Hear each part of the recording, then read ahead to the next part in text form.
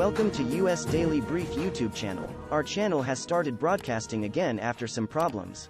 By subscribing, you can access our unique content. While the Ukrainian armed forces are marching towards the Crimea with the attack they started in Kherson, Putin is brooding.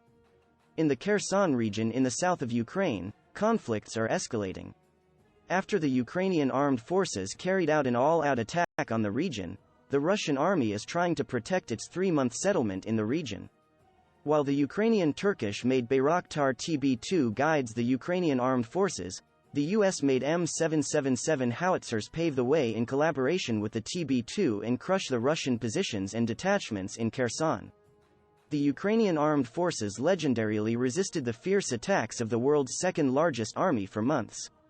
Russia had to withdraw from the north and northeast Ukraine 2 months ago, and the Ukrainian army took this opportunity and launched an all-out attack on the north, the northeast and even the east recently, completely liberating the north and the northeast from occupation. With a very strong belief in a good strategy, the Ukrainian armed forces expected the Russian army to make mistakes and analyzed the morale of the Russian army consistently. With the loss of Mariupol, all of southern Ukraine, with the exception of Odessa, came under Russian control. However, the Ukrainian army had to disrupt Russia's plans and especially liberate the southern cities. Errors in strategy in the Russian army, heavy losses in the Russian troops and very low morale in the army, even Putin's dismissal of high-ranking generals and the irregular payment of the salaries of the Russian army, all these elements symbolized the success of the Ukrainian armed forces, while at the same time it was a great opportunity for them. Now the Ukrainian armed forces had the opportunity to liberate Kherson, in the heart of the south, from Russian occupation. After 100 days, the Ukrainian armed forces took advantage of the great breach opened in the Russian army and started an all-out attack based in Kherson in the south. The crack and strategic mistake in the Russian army was the offensive operation in the Donbass and Severodonetsk region. The Russian army, which started a large-scale invasion in Severodonetsk, had to withdraw some of its troops from Kherson and its surroundings. Kherson, which establishes the connection between Mykolaiv and Odessa regions and Crimea, has a critical importance for both the Russian army and the Ukrainian armed forces.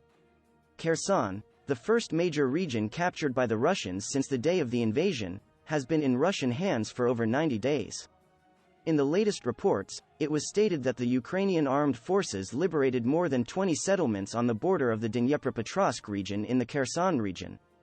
Hennedy Lahuda, head of the Kherson Regional Military Administration, stated during the nationwide telethon conversation that more than 20 densely populated areas bordering the Dnipropetrovsk region were cleared of the Russian army. It was stated that the Ukrainian armed forces continued the operation and continued to advance. To put this in simpler terms, the Ukrainian armed forces liberated almost all the areas north of the Dnipro River passing through the middle of the Kherson region, and by strengthening the defense lines there, they advanced at full speed to the center of Kherson on the road to Crimea. In fact, the Ukrainian army does not give up defense and attack in Severodonetsk, 70% of which is under the control of the Russian army. According to the latest reports, the Russian army failed to capture Severodonetsk and the Ukrainian armed forces are still fighting and at least 2 settlements have been retaken and the Russians repelled. When we look at the situation in Kherson again, the Russian army is trying to continue its resistance in the region. To stop the attacks of the Ukrainian armed forces, the Russian army blew up bridges in the region near Davydiv Brid and Velika Oleksandrivka on the Inhulets River.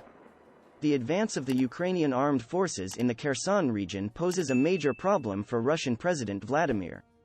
Kherson is in a critical position for the control of the southern part of Ukraine and is the junction point of Ukraine with Crimea, which was annexed by Russia in 2014. With the recapture of the region by Ukraine, the advance of the Ukrainian armed forces towards the Crimea may also take place. This possibility infuriates Putin, because the Sevastopol port of Crimea is currently the most important port in the Black Sea for the Russian Navy. The loss of this port could mean Russia's complete loss of the Black Sea.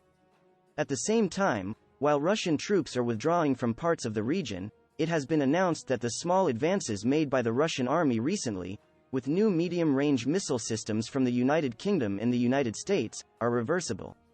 M777 howitzers are leading the Ukrainian operation in the Kherson region together with Bayraktar TB2s.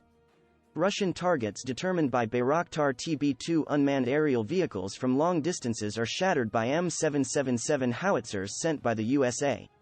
Since the day it was shipped to Ukraine, the Ukrainian armed forces began to chase the Russian army in many regions. We all remember the attack that targeted the bridge over the Severodonetsk River in the Donbass region, and 3 battalions of Russian tanks were destroyed in the area. Artillery brigades of the Ukrainian armed forces, mostly using US M777 howitzers, destroyed the Russian tactical group of 3 tank battalions in the Severodonetsk River in just 10 days. This colossal loss was perhaps Russia's heaviest land defeat in history. A similar situation is likely to occur in Kherson. This effect is also evident in the Kherson region, and the Ukrainian armed forces are destroying the Russian targets they can identify much more easily than long distances, one by one, with howitzers. The long presence and establishment of the Russian army in the region makes them a much more open target for howitzer attacks.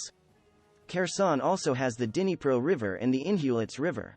The Ukrainian armed forces will not rush to retake these areas and will wait for the right time.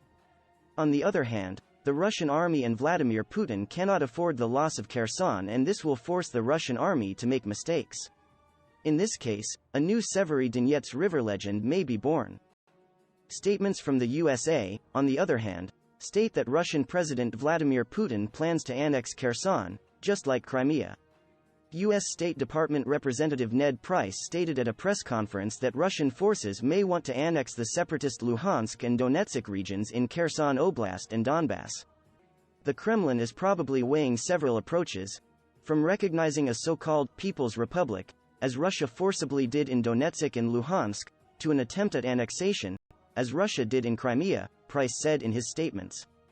At the same time, Price stated that although he has no right to continue his statements, he plans to make the region independent by holding a fake referendum in Kherson, as he did in Crimea in 2014. The probability of this being possible seems very high, because it is known that more than 50% of Ukrainians in the Kherson region have left the region. Russia may see the right to carry out this operation, which it implemented and succeeded in Crimea, here as well.